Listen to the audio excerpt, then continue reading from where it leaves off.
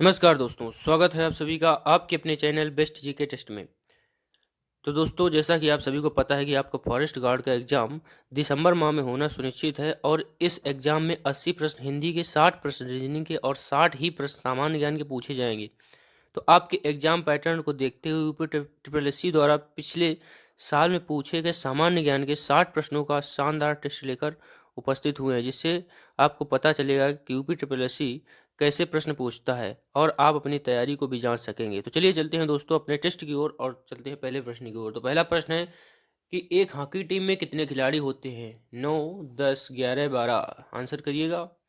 इसका सही आंसर हो जाएगा, वो हो जाएगा ऑप्शन नंबर सी 11। एक हॉकी टीम में 11 खिलाड़ी होते हैं। प्रश्न नंबर 2 है, गोस्वामी तुलसीदास ने निम्नलिखित में से किस ग्रंथ की रचना की? रामायण, रामचरितमानस, रामचंद्रिका, भावार्थ रामायण। तो इसका सही आंसर हो जाएगा, वो हो जाएगा option number B Shri Ramcharitmanas. Goswami Tulsidas द्वारा रचित श्री रामचरितमानस एक महाकाव्य है। प्रश्न नंबर 3 है कि ईरान की पार्लियामेंट डैश के नाम से जानी जाती है? दारुल अवाम, मजलिस, कौमी असेंबली, अवाम ए ईरान। तो इसका सही आंसर हो जाएगा, हो जाएगा ऑप्शन नंबर बी मजलिस। ईरान की पार्लियामेंट को मजलिस के नाम से जाना जाता है। भारत की पार्लियामेंट को संसद कहा जाता है। प्रश्न नंबर 4 है कि कथकली नृत्य का संबंध निम्नलिखित राज्य से है? केरल, कर्नाटक, आंध्र प्रदेश, उड़ीसा। तो इसका सही आंसर हो जाएगा, वो हो जाएगा ऑप्शन नंबर ए केरल। कथकली नृत्य का संबंध केरल से है।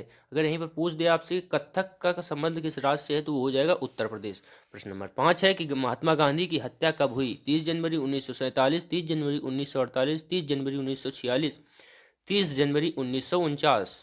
इसका सही आंसर बताइएगा।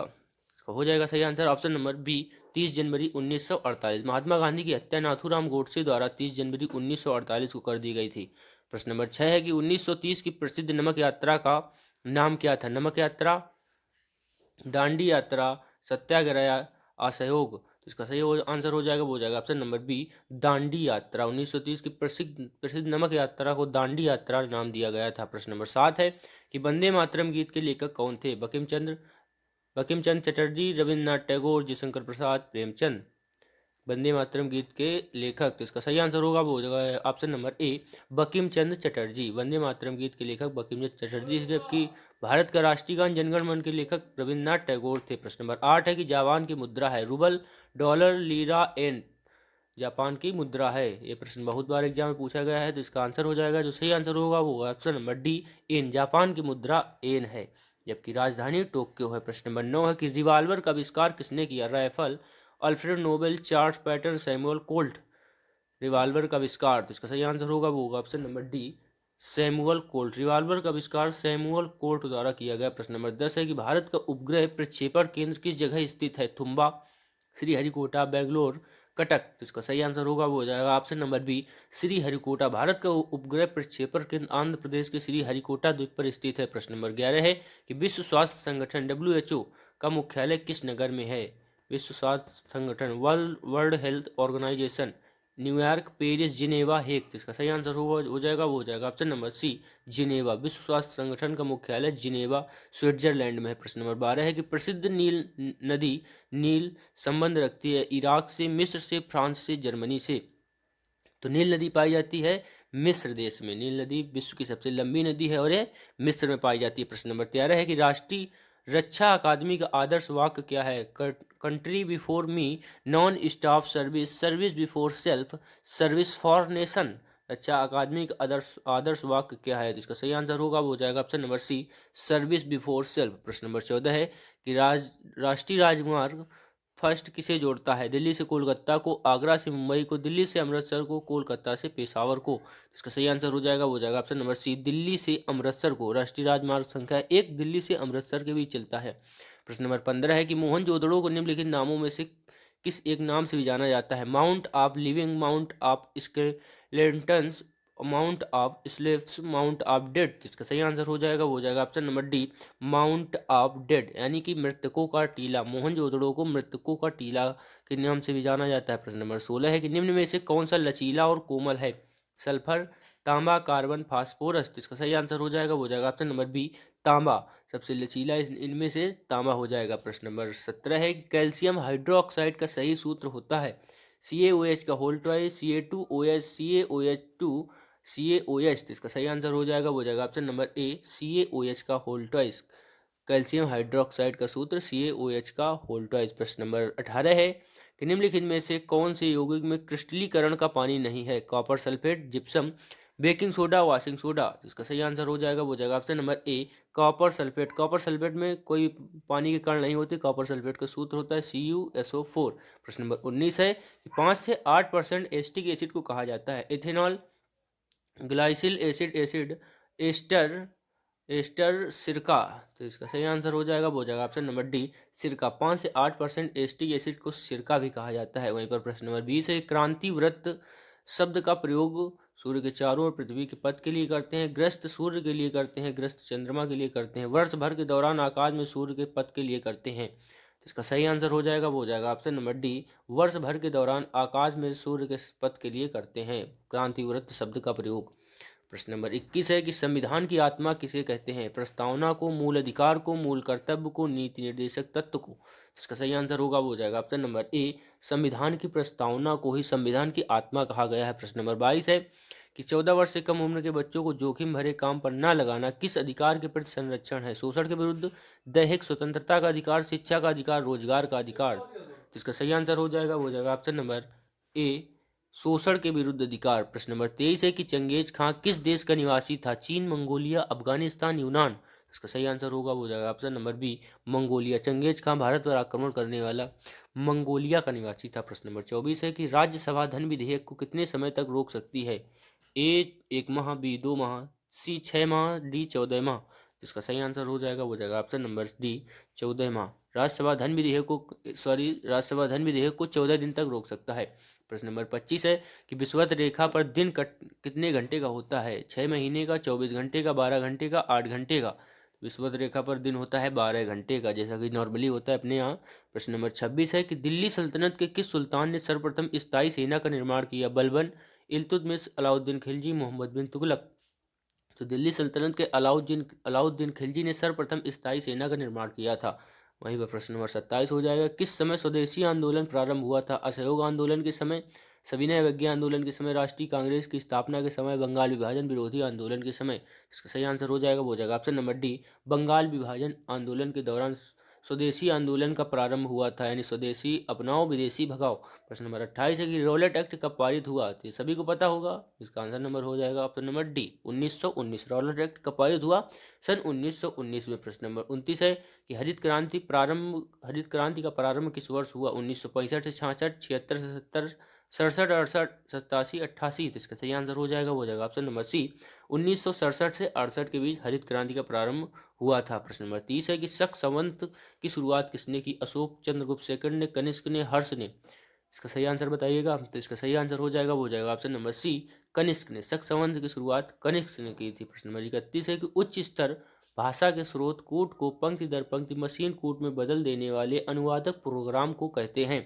Assembler, compiler, loader, interpreter. तो इसका सही जवाब दीजिए। तो इसका सही आंसर हो जाएगा, वो हो जाएगा ऑप्शन नंबर बी, कंपाइलर। उच्च स्तर भाषा के प्रश्न नंबर 32 है कि पाक स्ट्रेट किन देशों को जोड़ता है? भारत और पाक, भारत और म्यांमार, भारत और श्रीलंका। इसका सही आंसर हो जाएगा, वो हो जाएगा ऑप्शन नंबर सी, भारत और श्रीलंका। भारत और श्रीलंका के बीच जो जल संधि लगती है उसे पाक स्ट्रेट के नाम से जाना जाता है। प्रश्न नंबर 33 है कि भारत के किस राज्य में न्यूनतम जनसंख्या है? गोवा, सिक्किम, मणिपुर, अरुणाचल प्रदेश। तो इसका सही आंसर हो जाएगा, वो हो जाएगा option number B, Sikkim. Bharat के सबसे कम जनसंख्या सिक्किम राज्य में है, जबकि क्षेत्रफल की दृष्टि से सबसे छोटा राज्य देखें तो गोवा हो जाएगा।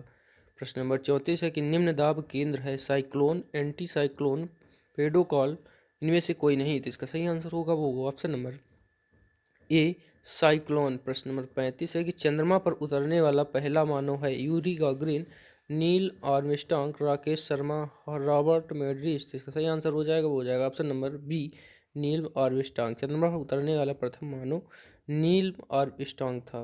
प्रश्न नंबर 36 है कि वित्त आयोग है?